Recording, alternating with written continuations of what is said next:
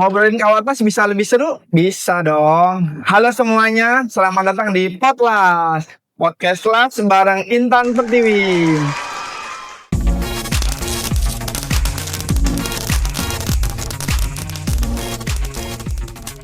Di sini kita nggak cuma ngomongin tentang teknik ya, tapi juga mimpi besar yang dibangun dari percikan las dan juga kerja keras. Nah, di episode perdana ini kita kedatangan tamu yang sangat spesial, yaitu dari delegasi FKM TSI. Yang bakal cerita tentang serunya dunia teknik sipil di lapangan dan kenapa Kawatlas itu nggak bisa diremehkan. Langsung aja kita kenalan bersama saya, Syuhada, host yang akan memandu jalannya acara ini di podcast ini. Saya perwakilan dari Intan Pertiwi Industri. Intan Pertiwi adalah salah satu manufaktur atau produsen dari Kawatlas merek Kobe atau Kobelco yang sudah banyak dipakai di dunia project gitu ya. Langsung aja kita kenalan dengan narasumber kita, yaitu Mas Fairuz dari FKM TSI. Tadi ada kata-kata FKM TSI, boleh dijelasin nggak sedikit secara singkat FKM TSI itu apaan? Oke, jadi dari Politeknik Astra sendiri itu gabung ke FKM TSI. FKM TSI itu apa? Kepanjangannya adalah Forum Komunikasi Mahasiswa Teknik Sipil Seluruh Indonesia. Yang mana ini merupakan organisasi untuk menghimpun mahasiswa-mahasiswa dari berbagai macam politeknik, universitas, khususnya di teknik sipil, agar kita bisa melaksanakan kegiatan, kolaborasi bareng yang membutuhkan wadah, kan wadahnya tadi ya. Maka ini FKM TSI ini menjadi wadah dari mahasiswa-mahasiswa tadi untuk bisa bekerja sama, menambah relasi pastinya untuk nanti kemudahan di dunia kerja. Nambah-nambah link ya gitu. Ya, benar. Kalau Mas Fairuz tadi di FKM TSI di region mana? Kita itu ada di Region 5. Region 5, ya. Membawahi daerah mana aja? Membawahi Jakarta, Lampung. Oh, Jakarta, Lampung. Nah, sekarang kita mulai nih. Biasanya nih, Mas Fairuz lebih tertarik di bagian teknik sipil yang bagian mananya nih? Oke, kalau saya itu punya ketertarikan di struktur. Di struktur. Jadi struktur itu kalau di teknik sipil terbagi menjadi dua. Ada struktur baja, ada struktur beton. Di situ kita mempelajari karakteristik dari material tersebut apabila menerima beban gempa, beban gravitasi, beban orang, beban furniture di dalam situ agar beban hidup nggak bisa ya, beban hidup. Beban hidup itu orang. Oh, beban hidup orang. Tapi bukan beban hidup. Itu beda lagi kalau itu di luar masing-masing itu. Oh, gitu. Siap ini. Itu masing-masing. Jadi beban-beban tadi dipertimbangkan agar bangunan tadi tetap kuat walaupun ada gempa, walaupun ada apapun, jadi tetap berdiri kokoh agar orang-orang yang di dalamnya tetap safe dan aman. Oh gitu. Berarti dia mempelajari tentang itu ya, lebih tertariknya ke daerah situ ya, ininya ya, segmen itu ininya.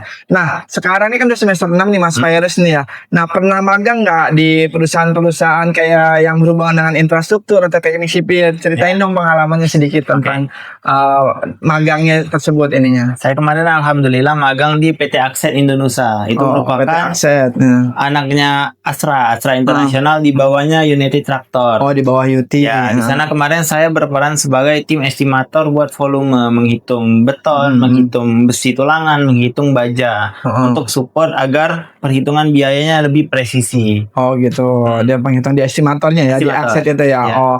Nah, pas magang kemarin nih di Akset Indonesia, pernah ngeliat aktivitas pengelasan nggak ketika pas magang kemarin di sana? Selama magang saya itu di depan aplikasi, tapi ketika untuk pengelasan saya itu pernah ada di semester 2 saya melakukan praktek baja yang mana di situ melakukan pengelasan sampai untuk menyambung dua join T. Saya las di situ, dan juga pernah buat tangga besi itu diuji buat pengelasan dan dicek apakah hasil pengelasannya itu bagus atau tidak. Oh gitu. Siap, ini ya buat railing tangga ya ini ya. Nah, sekarang nih ya kan tadi ada kata-kata infrastruktur ya. Nah, buat teman-teman mungkin ya kan kita penontonnya nggak semuanya anak teknik gitu ya. Ada juga orang-orang awam nih. Sebenarnya infrastruktur itu seperti apa sih? Nah, dan di teknik sipil itu ngapain aja dalam dunia infrastruktur tadi, baik di gedung ataupun jembatan dan lain segala macam. Anak sipil tuh ngapain aja di infrastruktur? Berarti sipil tuh ngapain? Iya, gitu. Anak sipil tuh ngapain aja? Kita beda dari kata sipilnya, kan dari kata civil engineering. Nah, sipil itu yang mana punya arti civilization, yaitu masyarakat umum. Nah, jadi kita itu berperan untuk menyediakan mobilitas masyarakat seperti bangunannya, gedung, seperti jalan, jembatan, serta bangunan air. Jadi di situ terbagi-bagi menjadi beberapa segmen di teknik sipil. Dengan maksud agar dari masyarakatnya tadi bisa nyaman menggunakan mobilitas tadi dari bangunan dan lain-lain tadi. Oh gitu. Nah sekarang nih, pernah nggak mungkin saat magang atau saat di kuliahan ada studi case atau dari dosennya cerita-cerita segala macam, nemuin kondisi di lapangan yang bikin harus ngambil keputusan secara cepat ini? Oke, pernah. Bahkan ini kemarin pas saya dengar itu saya kaget karena kan saya biasanya menghitung aja pakai aplikasi, tapi saya dosen kemarin Pas di lapangan. ya pas di lapangan ceritain satu studi case. Jadi baja itu setelah dihitung kapasitasnya sebenarnya aman buat menahan gempa, menahan beban. Secara teorinya aman Secara gitu teori, ya. dan secara aplikasi juga udah warna hijau tuh aman. Oh gitu. Udah Ternyata warna hijau. realitanya Tapi pas dilaksanain di lapangan, kolomnya itu yang pilarnya itu ngelengkung. oh gitu. Ya, ngelengkung. Alasannya itu karena kelangsingan. Jadi dia terlalu tipis buat bentangan dari antar tingkatnya. Jadi karena antar tingkatnya ketinggian dan jadinya dia ngelengkung. Dan solusinya itu ternyata pakai las. Gitu. Saya kira kan bakal pakai bracing, tapi kenapa nggak bracing itu karena ini buat dari bangunannya itu memerlukan area yang luas dan enggak tertutup dengan tanda silang kan. Iya. Nah, jadi solusinya itu menggunakan las. Las itu digunakan buat Diapain tuh lasnya tuh? misalnya WF kan ada ukuran 20 cm, 20 cm. Nah, dengan 20 cm itu tinggal ditambahin lagi plat di sampingnya. Oh nambah plat lagi Ya, terus gitu. dilas. Terus baru dilas gitu. Dilas. Oh gitu. Atau ditebelin. Yang tebelnya sebelumnya berapa mili, ditebelin lagi terus dilas lagi. Jadi las itu bukan cuman buat sambungan, tapi las itu juga bisa buat perkuatan baja yang mana ketika bangunannya itu membutuhkan area yang luas ataupun bisa menjadi jawaban nih buat anak-anak teknik sipil untuk memperkuat bangunan tanpa mengecewakan anak-anak arsitek. Karena kan anak arsitek kan biasanya pengen yang luas, yang panjang gitu. Oh gitu. Ya. Jadi memanfaatkan area seadanya gitu. Ya, ibarat area kata. seadanya.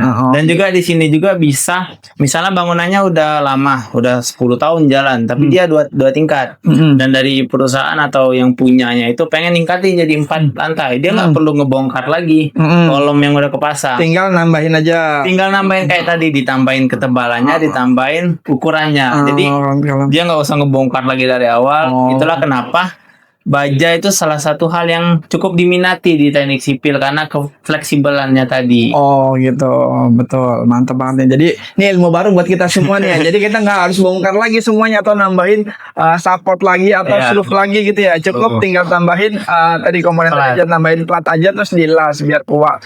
Nah sekarang nih ngomongin soal struktur baja ya. Kadang kan pengelasan itu dianggap urusan teknis banget nih.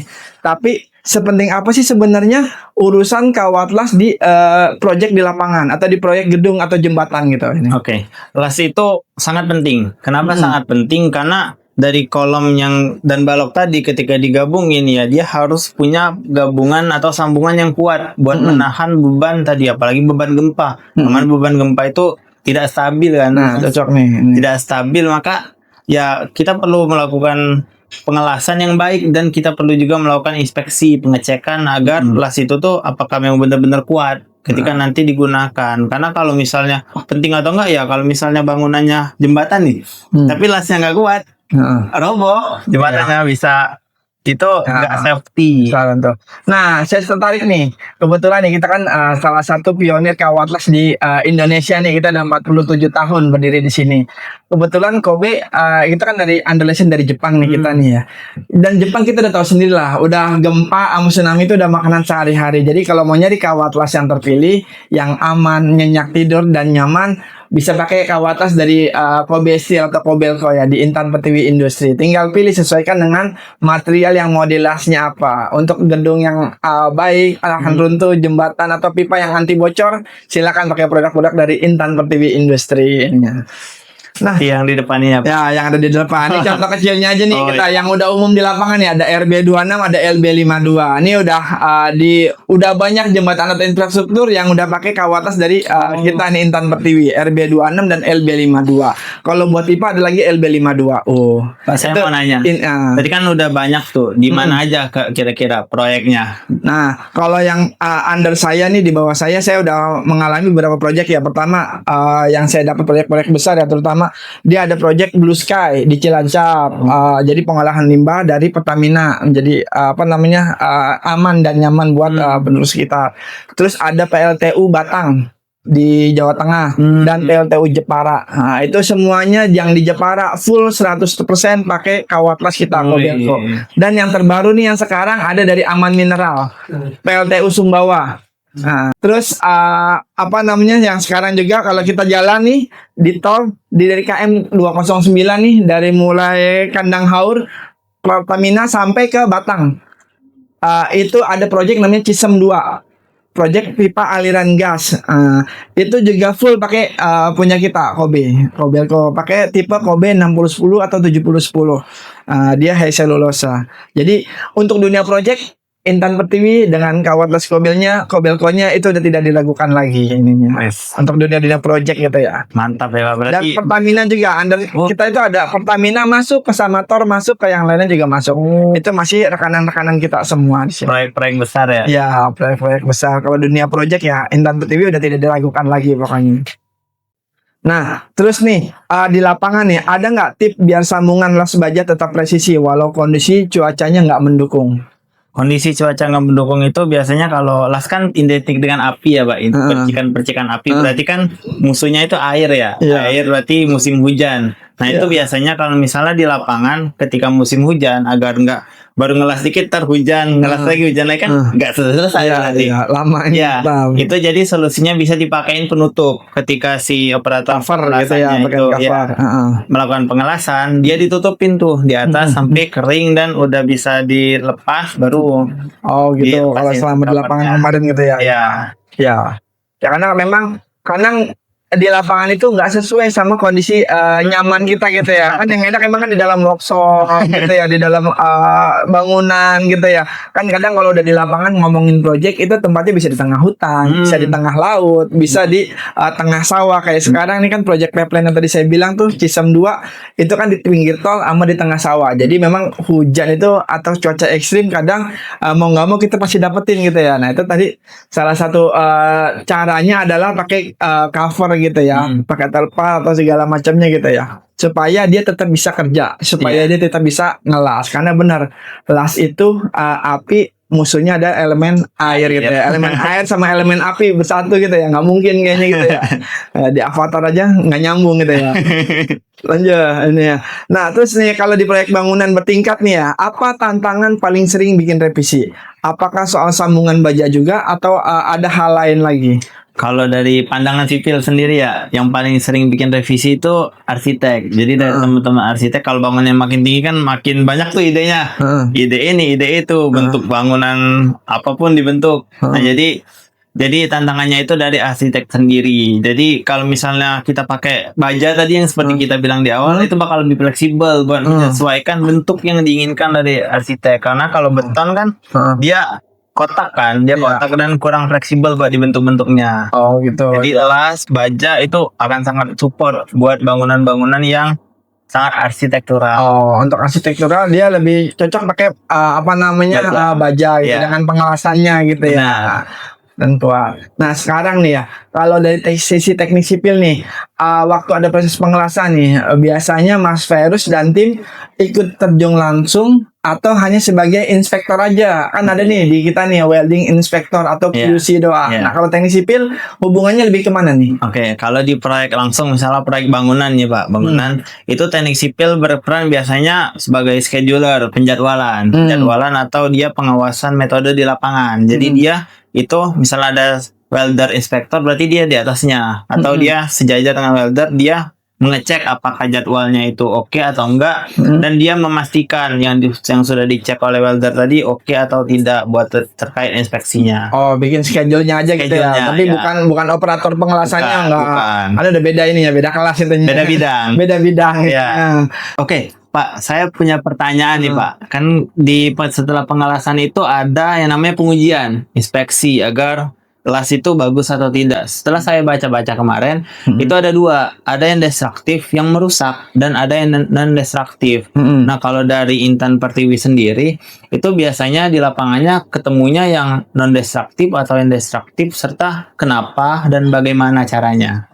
Oh gitu. Kalau di Intan Pertiwi pengujian langsung kita kan ada lab sendiri ya. Untuk sebelum mengeluarkan kawatlas tadi tuh ada pengujiannya dulu, ada lab masing-masing. Cuma kalau di lapangan kita bisa pakai dua metode tadi. Ada yang destructive test, ada yang non destructive test atau NDT ya.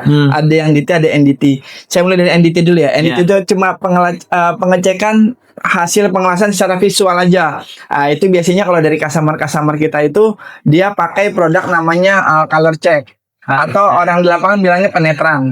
Ya, nanti kan dia di modelnya semprot tuh, spray, spray. Itu nanti kelihatan. Kalau dia ada cacat pengelasan kayak ada retakan atau ada underspot, ada bolong di dalam atau under blowhole gitu ya. Nah, itu nanti bisa kelihatan langsung tuh. Kalau dia nongol warna merah, itu biasanya ada cacat pengelasan. Tapi kalau dia warnanya abu polos semua, berarti hasil pengelasannya udah bagus dan weldernya udah lulus, berarti lulus QC. Ada juga yang destructive test atau DT. Itu biasanya kita ada uji tarik. Ada uji tarik, ada CTOD juga untuk ngecek keretakan segala macam ininya seperti itu ini. Uji tarik kita juga ada nanti. Habis di las nanti diuji dulu kekuatan sambungan lasnya itu sampai sejauh mana ini. Oh, berarti ada yang destruktif juga ya? Ada yang destruktif juga. Terus kalau yang di offshore kita ada impact value juga untuk ketahanan sebuah material ketika dia mengalami cuaca ekstrim, suhu ekstrim gitu ibaratnya.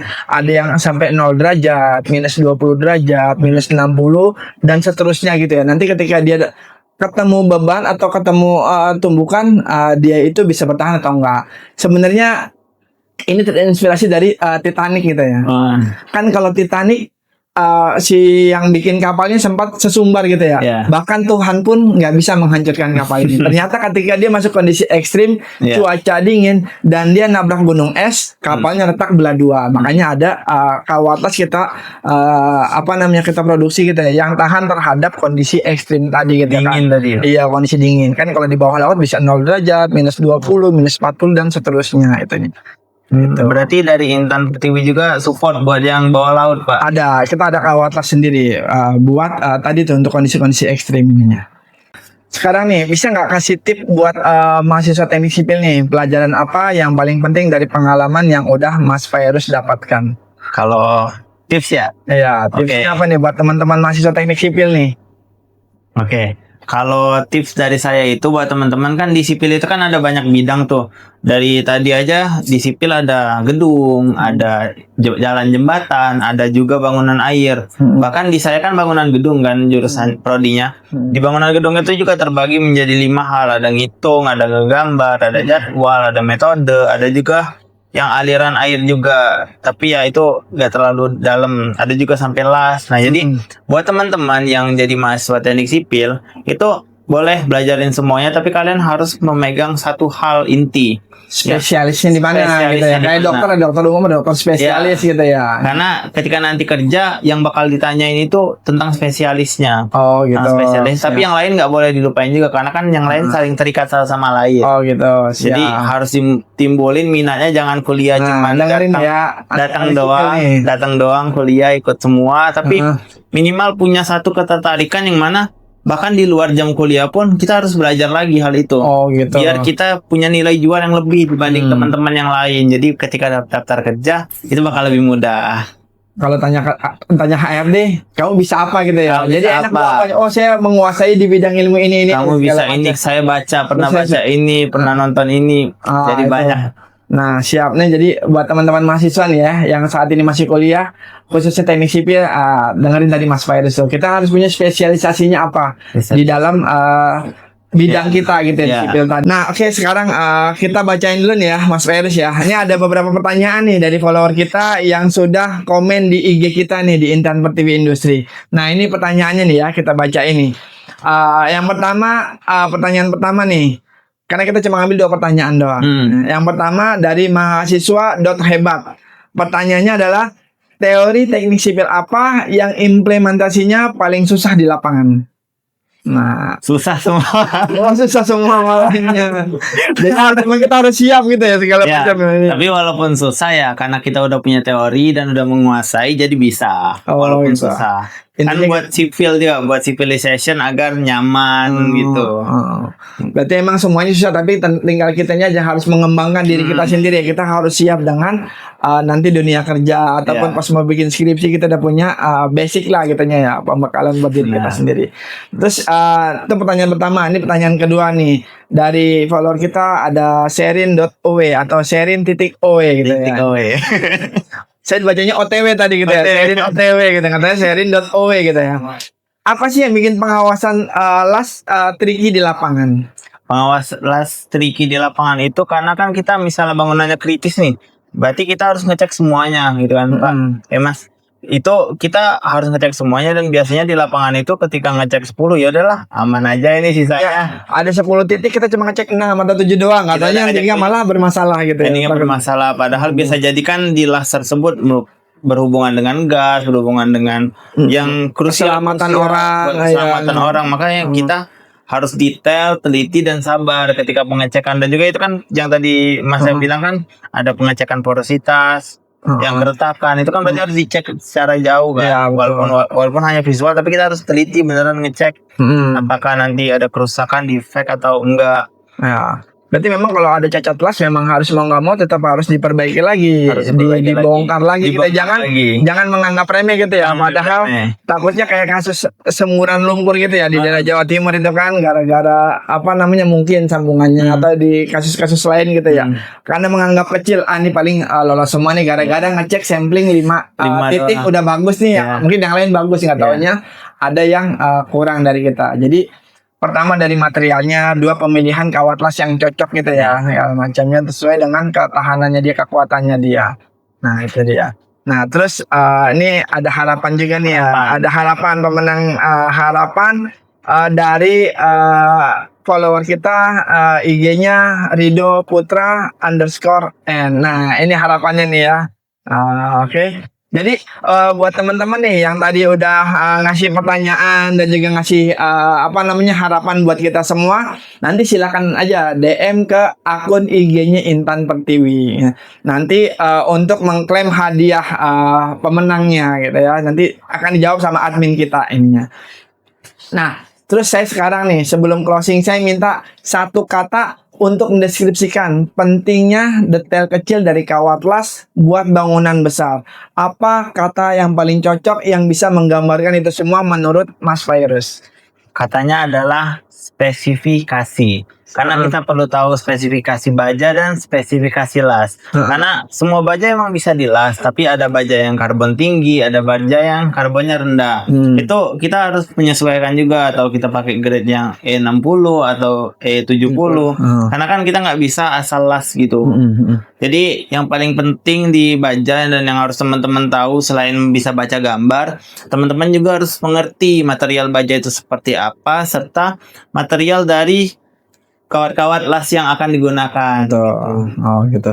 Nah kebetulan kita juga udah sering main di project. Betul tadi kata Mas Virus ya. Jadi pemilihan material dengan kawat las itu harus harus sesuai sama spesifikasinya gitu ya. Kalau dia memang baja karbon, kasihnya baja karbon. Kalau dia tahan karat, kasihnya baja tahan karat. Kalau dia baja paduan, kasihnya baja paduan. Jangan main tabrak aja.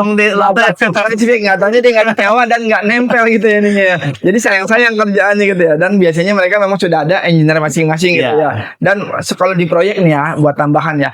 Kalau di proyek sebelum dia memulai proyek, biasanya mereka bikin WPS dulu.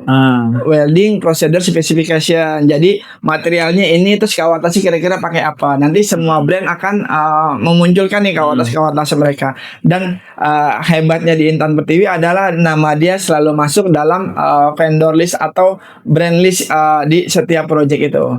Tinggal nanti menyesuaikan dari budget masing-masing project itu, apakah masuk budget atau enggak. Jadi Intan Pertiwi itu otomatis pasti masuk, Mas. Kalau dalam project Pertamina PGN, Pertagas segala macam itu udah pasti masuk, tinggal nanti menyesuaikan dari budget mereka aja. Jadi kalau di project kita udah nggak usah diragukan lagi. Nah ini nggak terasa ya, udah lama juga kita ngobrol ya, udah lama dari tadi ya. Ternyata seru juga ya ngomongin kawat las ya. Saya pikir Kawatlas itu membosankan gitu ya, paling cuma buat mandor-mandor proyek doang sama operator las gitu ya. Ternyata bisa seasik ini ya. Tergantung dari kitanya aja, ngelihatnya dari kacamata apa, supaya ini bisa menjadi edukasi buat kita semua nih, buat teman-teman semua nih, buat kita semua tentang pengelasan itu di dunia, pengelasan itu seperti apa ininya. Jadi kita udah tahu juga tadi tentang infrastruktur, dengan gedung, jembatan dan lain sebagainya macam. Jadi ini bukan cuma urusan teknis doang, tapi urusan masa depan bangunan Indonesia. Mau tahan berapa lama kekuatan infrastruktur kita? Makanya pilih jenis material yang cocok dan juga Kawatlas yang tepat. Nah, itu dia dari kita ya. Iya. Terima kasih Mas Ferus ya atas Terima kasih kesempatannya kembali, udah ya. mau hadir di acara podcast kita Iya. yang perdana ini. Mudah-mudahan kita bisa ketemu lagi nanti di lain yang waktu yang akan datang gitu ya. Oke, saya minta saran buat teman-teman semua nih, buat follower-follower kita. Kira-kira kedepannya enakan kita bahas apa lagi nih ya? Silakan di DM di akun IG kita ya, yang ada di bawah ini nih gitu ya. Sampai ketemu di episode podcast selanjutnya. Dadah. Assalamualaikum warahmatullahi wabarakatuh. Salam, Om Swastiastu, Namo Buddhaya, salam kebajikan dan salam sejahtera untuk kita semua. Salam FK. Perkenalkan, saya Mustafa Kamal Gozi, selaku penanggung jawab koordinator umum FKMTSI periode 2024 sampai 2025. Pertama-tama, izinkan saya untuk menyampaikan rasa syukur dan terima kasih kepada Tuhan Yang Maha Esa atas kesempatan yang diberikan kepada kita semua untuk kerjasama oleh PT Intan Pertiwi dan juga FKMTSI. Kegiatan podcast ini merupakan salah satu upaya kita untuk meningkatkan pengetahuan dan juga pengalaman kita tentang ilmu keteknik sipilan dan juga pengelasan. Dan juga adanya kegiatan ini kita dapat berbagi pengetahuan dan juga pengalaman serta memperluas jaringan antar kolaborasi antar peneliti dan juga praktisi di bidang keteknik sipilan maupun di pengelasan.